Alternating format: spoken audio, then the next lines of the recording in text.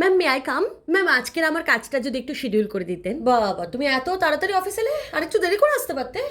Sorry ma'am, আসলে আমার partner Sudip ও তো রোজ দেরি করে আসে, আর ও না আসলে আমি কাজ শুরুও করতে পারি না, তাই ভাবলাম ও আসলে একসাথেই তুমি বোধহয় জানো না, সুদীপ আজকে 10টায় অফিস এসছে। তোমাদের কাজ ও 2 ঘন্টা আগে অ্যাসাইন করে নিয়ে চলে গেছে। সুদীপ 10টায় অফিস এসছে? আমাকে যে বলে 12টায় অফিসে। শুধু 10টায় নয়, 10টায় অফিস এসছে। আসলে সুদীপের ব্যবস্থা নেওয়া হয়েছে তাই সুদীপ সিনসিয়ার হয়ে যাচ্ছে। তোমার ব্যবস্থা নেওয়া হয়নি তাই তুমি ইনসিনসিয়ার হয়ে যাচ্ছ। এবার তোমারও ব্যবস্থা নিতে হবে। সরি ম্যাম, আর হবে না, এই লাস্ট, আর হবে না আমার এখানে দাঁড়িয়ে থেকে কোনো লাভ নেই। কাজ কিন্তু 2 ঘন্টা আগে অ্যাসাইন হয়ে গেছে। যাও কাজ করো, যাও। হ্যাঁ এক্ষুনি যাচ্ছি ম্যাম, এক্ষুনি যাচ্ছি। এই এই তুই এত মিথ্যেবাদী কেন রে, এত মিথ্যেবাদী কেন? কালকে রাতেই তো তোর সাথে কথা হলো, তুই বললি 12টার সময় অফিস আসবি। আরে হ্যাঁ, তাই ঠিক ছিল। তুই ঘড়ি দেখিস নি? 12টা বলে 10টার সময় অফিস ঢুকে আরে আমি আজকেও 12টার সময় ঢুকতাম। 12টার সময় তোকে তো আর বিশ্বাসই করা যাবে না রে, 12টা বলে 10টার সময় কে ঢোকে? আরে আমার কথাটা শোন, আমি কেন তুই ঢুকেছি- আমাকে ফোনে 12টা বলে নিজে 10টার সময় অফিস ঢুকে আমার আরে ফাঁসি দিলি। আমার পিজিতে জল ছিল না, পায়খানা করতে পারছিলাম না। অফিসে এসে পায়খানা করবো বলে 10টার সময় অফিস এসেছি।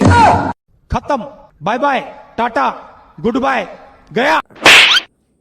আমাকে তো একবার ফোন করে আরে অসম্ভব জোরে পেয়ে গেছিল। ওই সময় কি সব মাথায় আসে? করেছিস তো? হ্যাঁ, অফিসে ঢুকেই করে নিয়েছি। ঠিক আছে।